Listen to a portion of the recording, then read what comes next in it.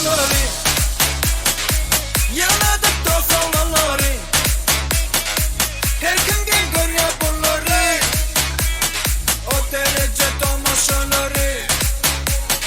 Nerede beydip yağdadı kabulun, dinsel yağlar son kudun. Atı yut kuşun kudun, alıp kaçya okudun. Kulağıma sadelen o kolaya, ön görmedi alçıraya. Soğukun at bilen kamçılaya, ezberde sen okuda yaz. Açırdık telefonları, yaladık dost olanları. Her gün gel gör ya bunları, o derece tamaşaları. Açırdık telefonları. Hey hey! Hey hey! Hey hey! Aha!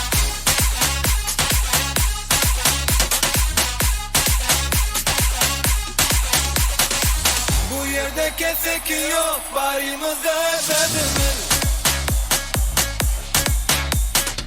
Hiç zaten mesele yok, yer bizim öz yerimiz. Bir kurmaklar aladası yok blok. Aladan koydular sesine, şarkanı dururlar keyfine. Yağdayı okulun kendine. Gel yanıma ekideyim seni görmedik yerlerine. Beni görüsü gelmeyenlerin sorulan gir yaz dışarına. Açırdık telefonları, yaladık dost olanları.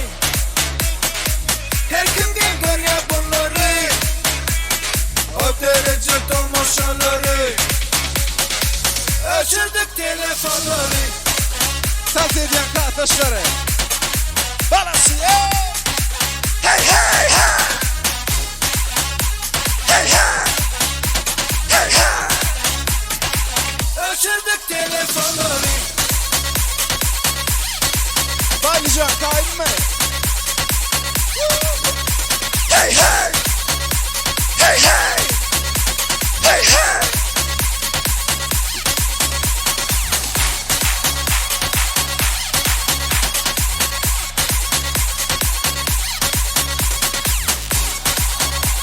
Şadiyene tavsiye edilen kardeş dostları için devam ediyor. Kardeşleri kaydın